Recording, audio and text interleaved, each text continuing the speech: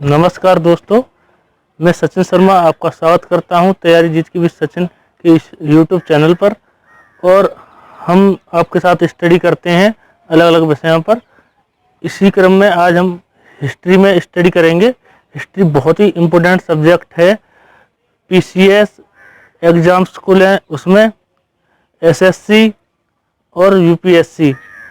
अगर हम पिछले कुछ पेपर उठा के देखें पीसीएस एग्ज़ाम्स के 2016 के बाद, तो हिस्ट्री का जो औसत क्वेश्चन का जो लेवल है वो बढ़ा है। क्वेश्चन का लेवल भी बढ़ा है और क्वेश्चन के जो आने के तरीके हैं वो भी चेंज हुए हैं। इसीलिए मैं हिस्ट्री आज से शुरू कर रहा हूँ आपकी। और मैं शुरू कर रहा हूँ आपकी मॉडर्न हिस्ट्री। 3 हिस्ट्री होती है, एशियंट और मध्यकालीन भारत और मॉडर्न हिस्ट्री, आधुनिक भारत। तो आधुनिक भारत में हम शुरू कहाँ से कर रहे हैं? शुरू कर रहे हैं हम यूरोपीय कंपनियों का भारत आगमन से। यहाँ से हिस्ट्री की शुरुआत होती है। और मैं इसलिए कर रहा हूँ, आप कहेंगे आप मॉडर्न हिस्ट्री क्यों शुरू कर रहे हैं, आप एशियंट या मिडिएवल क्यों नहीं शुरू कर रहे हैं? क्योंकि जो मॉडर्न हिस्ट्री है उसका जो वेटेज है वो बहुत ज़्यादा रहता है। अगर हिस्ट्री के 10 सवाल कहीं आते हैं, पूछे जाते हैं एग्जाम्स में, तो एक पैटर्न रहा है कि उसमें 6 सवाल मॉडर्न हिस्ट्री के पूछे गए हैं। यानी जितना भी हिस्ट्री का क्वेश्चन आया है उसमें 50 से 60% मॉडर्न हिस्ट्री का क्वेश्चन रहता है। इसलिए यहाँ बहुत ज़्यादा वेटेज रहता है। इसीलिए मैं इसको पढ़ा रहा हूँ, शुरू कर रहा हूँ। चलिए शुरू करते हैं, ज़्यादा समय नहीं लेते। आप बताते रहेंगे, वो तो हम हर जब टॉपिक शुरू करेंगे उससे पहले। तो आज का टॉपिक है यूरोपीय कंपनियों का भारत आगमन। तो इससे मैं शुरू करता हूँ। सबसे पहले एक क्वेश्चन मार्क आपके माइंड में आएगा कि यूरोपीय कंपनियां भारत क्यों आई। जाहिर सी बात है, भारत आने का ऐसा क्या उनका वो रहा, क्या उनको ऐसी अपॉर्चुनिटी यहाँ मिलने वाली थी कि वो भारत आई, या फिर कहीं और क्यों नहीं गई? तो इसको समझना होगा हमको। तत्कालीन कारण समझने होंगे इसके लिए हमको। कहाँ के? यूरोप के तत्कालीन कारण, यूरोप के तत्कालीन कारण, और साथ ही भारत के तत्कालीन कारण। भारत में ऐसे क्या कारण थे जिससे उनको भारत में लुभावना अपना सफर दिखा, वो यहाँ आए? और यूरोप में ऐसे क्या कारण थे कि यूरोपीय लोग यहाँ आ रहे थे? तो यूरोप का सबसे बड़ा कारण था, वहाँ आधुनिक युग की शुरुआत हो चुकी थी। आधुनिक युग की शुरुआत, ये डेट याद कर लीजिए आप, 1453 ईस्वी से मानी गई है विश्व में। तो यूरोप में सबसे पहले आधुनिक युग की शुरुआत हुई थी और 1453 ईस्वी में हुई थी। एक घटना से इसे जोड़ा जाता है। टर्की में एक जगह है कुस्तुतुनिया पर अरबों ने आक्रमण कर दिया था।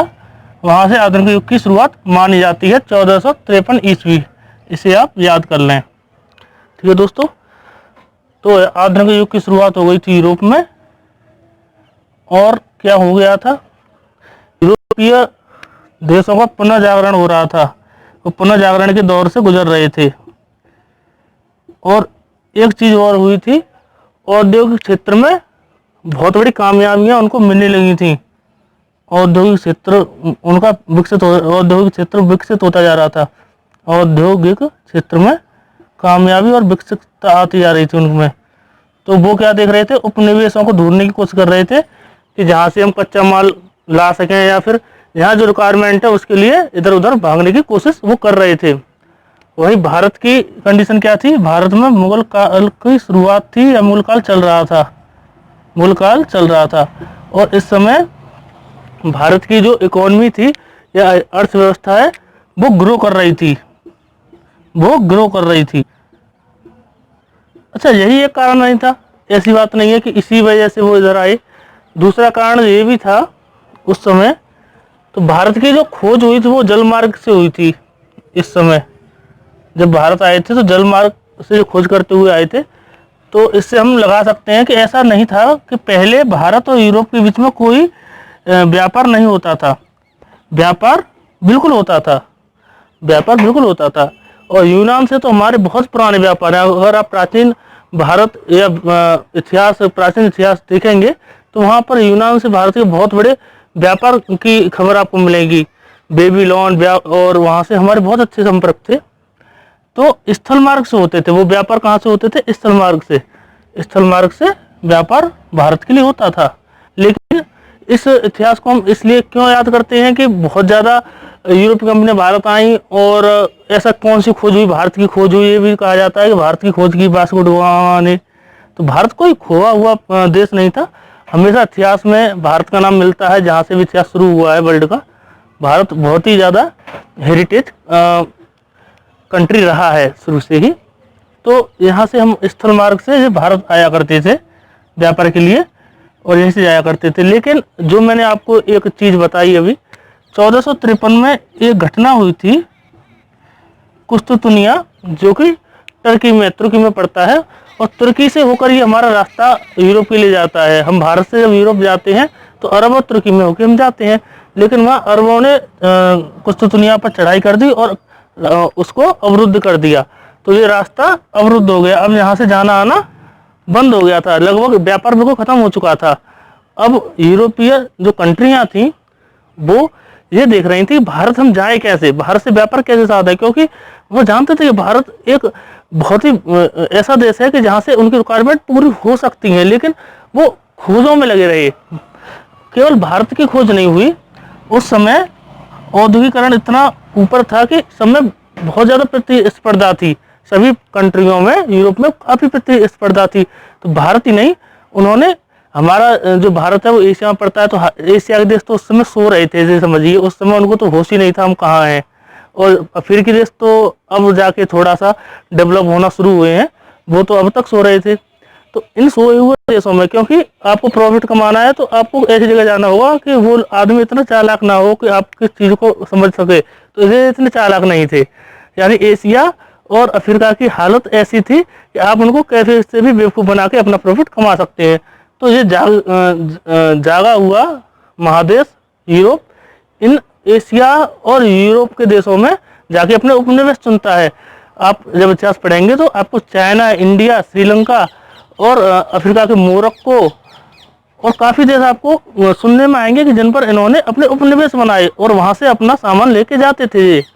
तो अफ्रीका और भारत, एशिया को इन्होंने चुना था। अब हम देखते हैं उस समय 15वीं शताब्दी थी, उसमें काफ़ी भौगोलिक खोजें हुई थी। भौगोलिक खोजें हुई थी 15वीं शताब्दी में। अब कौन सी भौगोलिक खोजें हुई थी 15वीं शताब्दी में? आप जितनी भौगोलिक खोजें देखेंगे तो 15वीं शताब्दी में आपको देखने को मिलेंगी। अब मैं आपको दिखाता हूँ। अब हम आपको कोशिश करते हैं कि भौगोलिक खोजें क्या हुई थी।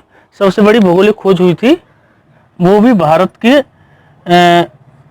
लिए ही निकले थे। कोलंबस 1492 ईस्वी में ये निकलती है। और ये क्या होता है, यूरोप यहाँ पर है, यूरोप। और ये एक मेथड लेके चलते हैं, इनके दिमाग में एक मेथड होता है कोलंबस के में। कोलंबस भी पुर्तगाली नाविक थे, ये पुर्तगाल के ही रहने वाले थे। पुर्तगाली और स्पेनिश जो देश थे ये बहुत अच्छी तरीके से इस समय प्रतिस्पर्धा कर पा रहे थे। ये खोजों में सबसे आगे चल रहे थे, स्पेनिश और पुर्तगाली। इनके नौसैनिक बेड़े और नौसैनिक विज्ञान काफ़ी अच्छा था उस समय। ऐसा हालांकि अंग्रेज और फ्रांसीसी कम नहीं थे, लेकिन इन दोनों देशों की दिलचस्पी सबसे ज़्यादा थी, पुर्तगाली और स्पेनिश की। तो पुर्तगाली और स्पेनिश की दिलचस्पी सर्वाधिक थी उस समय, और इन्होंने बहुत बड़ी बड़ी खोजों में का श्रेय लिया उस समय। ठीक है दोस्तों। अच्छा, अब क्या मेथड था कोलंबस को ये पता था धरती गोल है। अब वो जानते थे कि यूरोप यहाँ है और इंडिया यहाँ पड़ता है। तो उनके दिमाग में एक विचार जागा कि यहाँ से मैं पुर्तगाल से ऐसे घूमता हुआ जाऊंगा तो इंडिया, घूमकर जब मैं जाऊंगा तो इंडिया में पहुंच जाऊंगा दूसरी तरफ से, क्योंकि धरती तो गोल है, मैं इंडिया पहुंच जाऊंगा। लेकिन वो जब यहाँ से गए तो वो कहाँ पहुँच गए? कैरिबियन सी में पहुँच गए। कैरिबियन सी, जहाँ पर आज हम वेस्ट इंडीज और जमैका जैसे द्वीपों को देखते हैं। तो और उन्होंने क्या खोज कर ली? नई धरती की खोज की, यानी अमेरिका महाद्वीप उत्तरी अमेरिका दक्षिण अमेरिका महाद्वीप की खोज हुई। न्यूलैंड, न्यूलैंड की खोज हुई। न्यूजीलैंड मत समझ लेना दोस्तों, न्यूलैंड यानी उस समय नई धरती के नाम से इसे जानते थे, नई दुनिया, और बाद में इसका नाम अमेरिका पड़ा, वो अलग कहानी है। अमेरिका एक नाविक थे, उन्होंने इसकी अच्छी तरीके से सर्चिंग की थी। तो यहाँ जब कोलंबस गए तो यहाँ पर उन्होंने समझा कि मैं इंडिया में पहुँचा हूँ, लेकिन बाद में उनको ये गलतफहमी का पता चला कि मैं इंडिया नहीं पहुँचा हूँ, और यहाँ के लोगों को रेड इंडियन का नाम जब से दे दिया गया है, रेड इंडियन बोला जाता है। अमेरिका के जो खुद के यानी अमेरिका के मूल निवासियों को रेड इंडियन कहा जाता है। तो फिर उनको रियलाइज हुआ, यहाँ से भी काफ़ी वस्तुएं वो ले गए थे। तो 1492 यानी भारतीय खोज के चक्कर में ही हमको एक नई, अगर हम भारतीय खोज में शायद कोलंबस उस समय नहीं निकलते तो कुछ अलग ही कहानी बनती, अलग ही सिनेरियो बनता, होती खोज, लेकिन पता नहीं किसके माथे मुकुट बनता उसका। तो 1492 में कोलंबस ने जो खोज कर ली। तो इस डेट को भी याद रखें आप, 1492 ईस्वी। तो भारत की ये जलमार्ग से खोज नहीं कर पाए, जो दूसरी जगह पहुंच गए, लेकिन कोई बात नहीं, खोजें जारी रहीं। उस समय काफ़ी खोजें हुई भौगोलिक, और पुर्तगाल की खोजों में हमको प्रिंस हेनरी का नाम नहीं भूलना चाहिए। वहाँ के सम्राट थे प्रिंस हेनरी।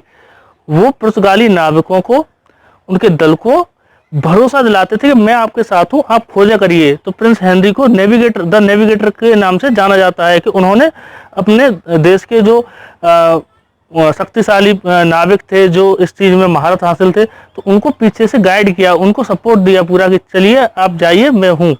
तो उनका नाम जरूर आप याद कर लें, प्रिंस हेनरी। उनको द नेविगेटर के नाम से जाना जाता है, Henry, Prince Henry the navigator. तो अब क्या होता है, अब भारतीय खोज के लिए एक और पुर्तगाली नाविक चल पड़ता है, उसका नाम है Vasco da Gama. Vasco da Gama. ये 1498 ईस्वी में भारतीय खोज की तरफ निकल पड़ते हैं। अब होता क्या है, ये रास्ता, वो कोलंबस गए थे सीधे कि अर्थ गोल है, मैं ऐसे जाऊंगा, पृथ्वी गोल है। इन्होंने कहा नहीं, मैं ऐसे जाऊंगा। फिर वहाँ से इन्होंने रास्ता इस तरीके से बदला। अफ्रीकी महाद्वीप का पहले से ज्ञान था, तो इसके पास होकर, नज़दीक होकर ये गुजरे, और यहाँ पर उत्तर मासा करके एक द्वीप है, वहाँ से इन्होंने टर्न लिया। इस तरीके से भारत में दक्षिण में ये कालीकट पर पहुँच गए। यहाँ मेडागास्कर और मोजाम्बिक देश है, एक मलक्का जल संधि है ये, यहाँ होके ये भारत के दक्षिण केरल में, दक्षिणी भारत के केरल राज्य में पहुँचे कालीकट पर, जहाँ पर वहाँ के तत्कालीन सम्राट थे, सम्राट जमोरिन, जिन्होंने इनका बहुत भव्य स्वागत किया वास्को ड गामा का। और जब वास्को ड गामा वहाँ से लौटे, जब वास्को ड गामा वहाँ से लौटे, अच्छा, वास्को ड गामा के साथ एक गुजराती का भी नाम आता है, उसको भी याद रखें, अब्दुल मजीद। गुजराती व्यापारी थे, जिन्होंने थोड़ी बहुत मदद उनकी की थी इस सफ़र में। अच्छा, तो सम्राट जमोरिन ने क्या दिया इनको, वास्को ड गामा को, काफ़ी सारे मसाले, काफ़ी सारी कच्चे और काफ़ी चीज़ें दी जहाजी बेड़ा में कि आप जाइए, खुश होके स्वागत भी किया। तो ये बताया जाता है कि सारा व्यय निकाल दिया जाए यात्रा के आने का, यात्रा के जाने का वास्को ड गामा की, तो 60 गुना लाभ वास्को ड गामा को हुआ था। वास्को ड गामा को 60 गुना लाभ हुआ था।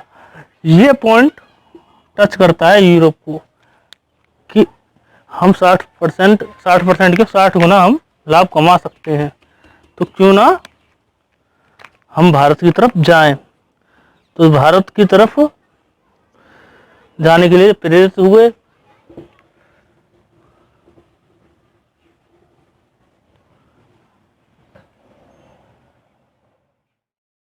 तो दोस्तों आज वीडियो बहुत लंबा हो रहा है, तो मैं अगली वीडियो में आपको आगे का बताता हूँ।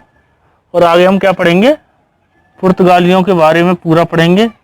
यहाँ आए, क्या उन्होंने किया, क्या उनकी उपलब्धियाँ रहीं और कहाँ कहाँ फैक्ट्रियाँ उन्होंने बनाई, ये सब। साथ ही हम उसके बाद डच और अंग्रेज, डेनिश और साथ ही हम फ्रांसीसियों के बारे में अगली वीडियो में पढ़ेंगे। जब तक के लिए धन्यवाद। दोस्तों अगर आपको ये वीडियो अच्छा लगा हो तो इसे लाइक करना, शेयर करना, कमेंट करना बिल्कुल ना भूलें। और साथ ही मेरे चैनल को सब्सक्राइब करना और बेल आइकन को दबाना बिल्कुल ना भूलें। दोस्तों आपको कोई क्वेरी हो तो आप मुझसे बेधड़क पूछ सकते हैं। आपका स्वागत है इस चैनल पर। और किसी भी प्रकार की कोई बात हो तो मैं आपको पूरा समझाऊंगा डिटेल में, हिस्ट्री से संबंधित, ज्योग्राफी से संबंधित। ठीक है।